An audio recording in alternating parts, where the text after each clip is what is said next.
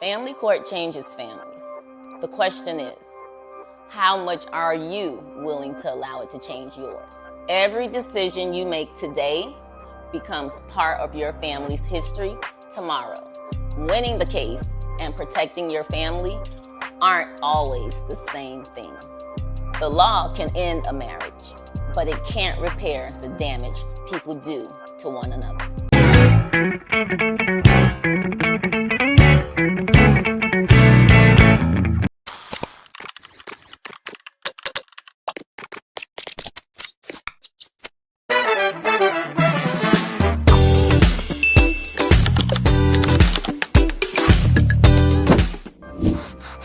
Hello, I'm your attorney, Dr. Campbell. Let's get started.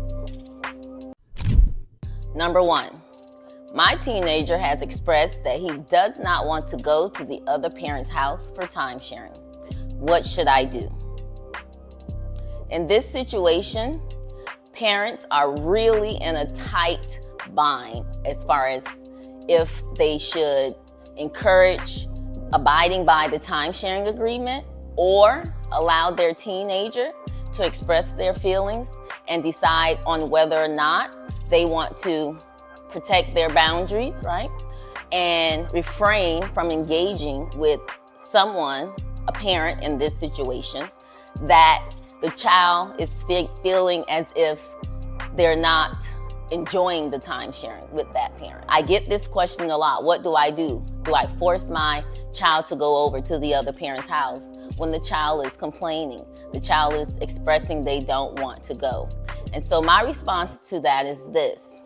If it's a small child, right? If this is 3 or 4, right? Younger child, if you believe the reasons are just because this parent's house is boring or this parent is, working more, then that may be, just a complaint from a child. You may want to go ahead and abide by that parental plan. Now, if this is an older teenager who is expressing some type of abuse, neglect, verbal abuse that is coming from the other parent, this sounds alarm bells, right? Let's be honest. And at that point, you want to allow the child, the teenager, to make a decision. You cannot beat your child and force them to go over there, right? If you call the police are not going to get involved. And so in that point, you as the parent have to make the decision. Do I protect my child? Is this just a complaint from my child, or is this a valid reason to prevent or at least put a halt to the time sharing until these issues can be addressed in the other parent's home? Number 2, the divorce was finalized. Can I force my spouse to move out of the marital home until it sells? People, listen. Marital property is very simple in Florida.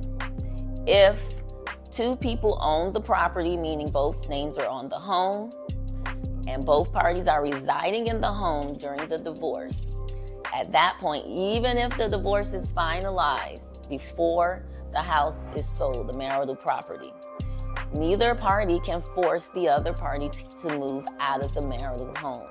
It's still that party's home. The house hasn't sold. The divorce may be over, but your financial matters are still being sorted out.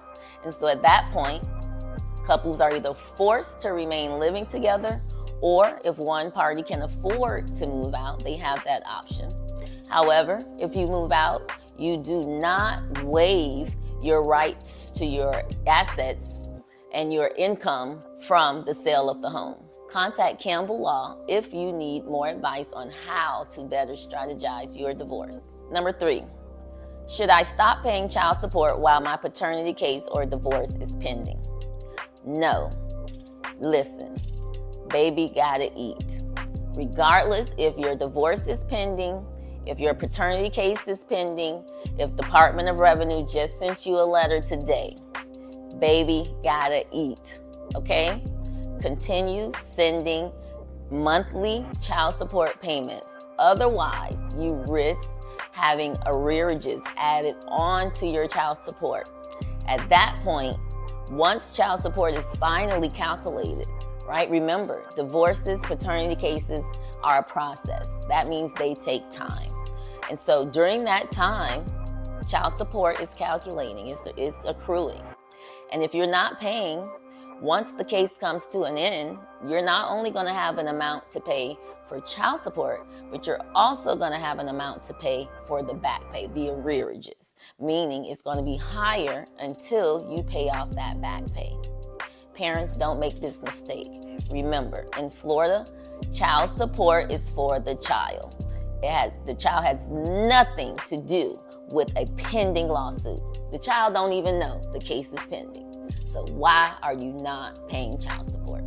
Contact Campbell Law if you need assistance on how to better co-parent with your spouse. Number 4, I haven't seen my child in months and the parent is avoiding me. How can I locate them for service?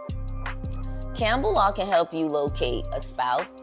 If you cannot find them, you have no contact information, no phone number, email. Remember, we can do a skip trace. That's the first step, and at least trying to figure out, has there been any information that this person has entered in a database that's available so that we can locate them. Another option is hiring a private detective, right? Maybe you have to go to that route because I've had cases where the other party is hiding, evading service, right? This is nothing new. Some people don't want to be dragged to court. Why? Because court has rules and the courts want you to follow those rules. So it benefits some people to hide, right? To run away, to avoid the other parent.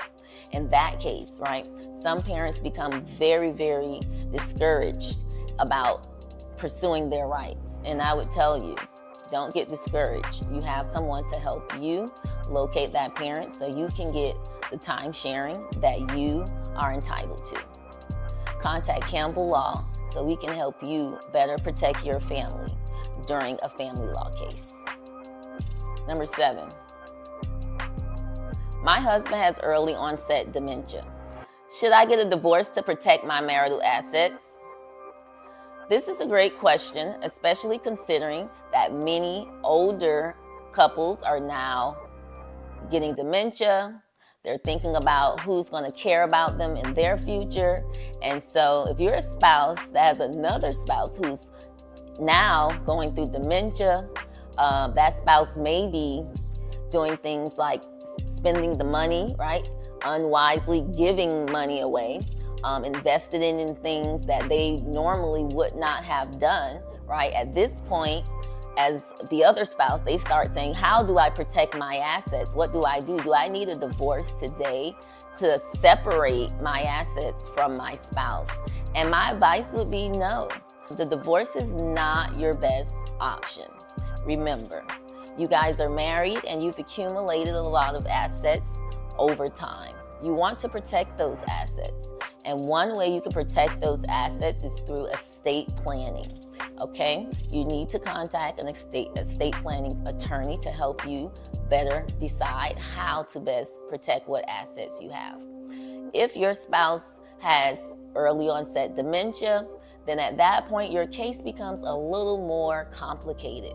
Because at that point, right, your spouse is unable to sign documents, right, with knowledge of what they're signing. And so at that point, you would need a specialist, an elder law attorney could best help you and guide you on how to get your assets protected when you have one spouse that may be going through early onset dementia or Alzheimer's. Contact Campbell Law so we can help you explore your options on the best way to protect your family and your assets. Number 4, I am prescribed medical marijuana. Will this reflect badly to the judge if a drug test is requested? I recently had a case where one parent requested that the other parent take a drug test because they believed that parent was using hard drugs. The parent being accused of drug use was my client. After speaking to my client, she expressed to me that while she does use medical marijuana, she does not use any hard drugs.